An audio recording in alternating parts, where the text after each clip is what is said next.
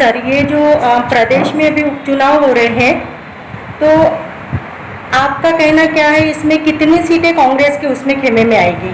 क्योंकि प्रदेश में जो चुनाव हो रहे हैं ये जबरदस्ती छुपा हुआ उपचुनाव है, क्योंकि जनता ने 5 साल के लिए विधायकों को चुना था, परंतु उन्होंने गद्दारी करके और जनता से धोखा किया है।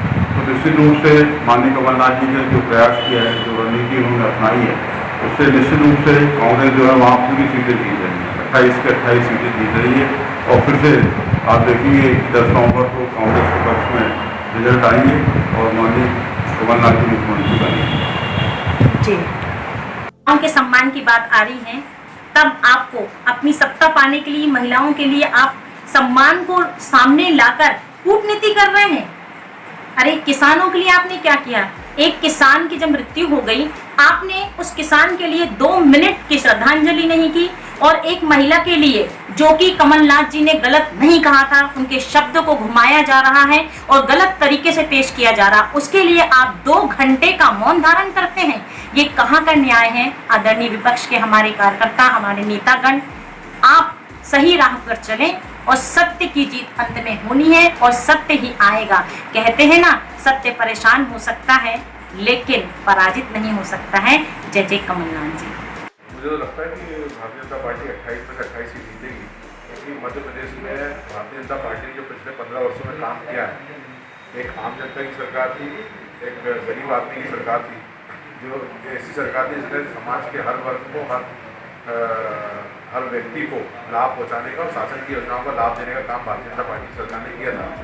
लेकिन किसानों को छटते हुए कर्जा माफी के नाम पे और युवाओं को छटते हुए बेरोजगारी भत्ते के नाम पे कमलनाथ जी कांग्रेस ने सरकार तो बना ली है, लेकिन ना वो कर्ज माफी कर पाए, ना युवाओं को 1 रुपये बेरोजगारी भत्ते के दिए।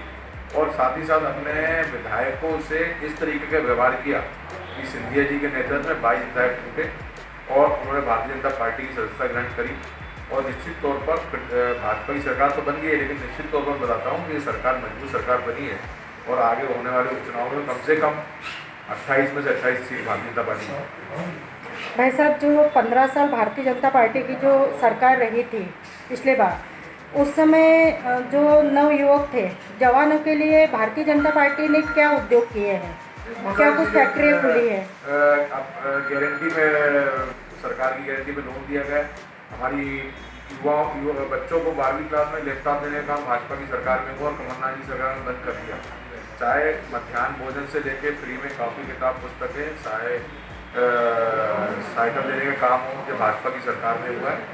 और युवा को रोजगार मिले, इसको लेकर के बहुत सारे काम हुए और सरकार बनने का माननीय मुख्यमंत्री जी ने भी सरकारी नियुक्तियों में से रोक हटाते हुए अब फिर से टीचर की, पुलिस की, डॉक्टर्स की जिस तरह से नियुक्तियाँ चल रही हैं। अभी जो उपचुनाव चल रहा है और जहां वहाँ सभाएं हो रही हैं, उस सभा में जनता का ये आक्रोश दिखाई दे रहा है कि जो विधायक थे कांग्रेस के, जो भारतीय जनता पार्टी ने खरीद के अपनी पार्टी बनाई है, तो उसके बारे में क्या लगता है कि इस बार क्या जन सैलाब रहेगा? मध्य प्रदेश के लोगों ने देखा है कि 15 महीने की कमलनाथ जी की सरकार में जो भ्रष्टाचार हुआ, उससे जनता त्रस्त थी। किसान कर्जा माफी के लिए रोड में आ गए, किसान कर्जा माफी के लिए मेहनतें करते रहे, वहाँ युवाओं को बेरोजगारी भत्ता नहीं मिला, संबल योजना बंद कर दी गई। जो दीनदयाल अंत्योदय उपचार योजना के माध्यम से गरीबों का मुफ्त इलाज होता था, वो योजना बंद कर दी गई। बुजुर्ग लोग जो तीर्थ दर्शन करते थे, वो योजना बंद कर दी गई।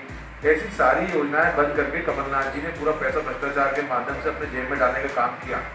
और जो व्यवहार उन्होंने मंत्रियों के साथ और विधायकों के साथ जो व्यवहार किया, तो उससे प्रताड़ित होकर के लोग भाजपा में आए। कोई सरकार, कोई आज की डेट में कोई दिखता नहीं है, वो तो कमलनाथ जी के व्यवहार से भाजपा में। और आप देखिए कि जनता का कोई सहयोग कांग्रेस को कमलनाथ जी को नहीं मिल रहा, उससे बौखला करके कल उन्होंने इमरती देवी जो एक मंत्री भी हैं, उनके बारे में अमर्यादित भाषा का उपयोग किया।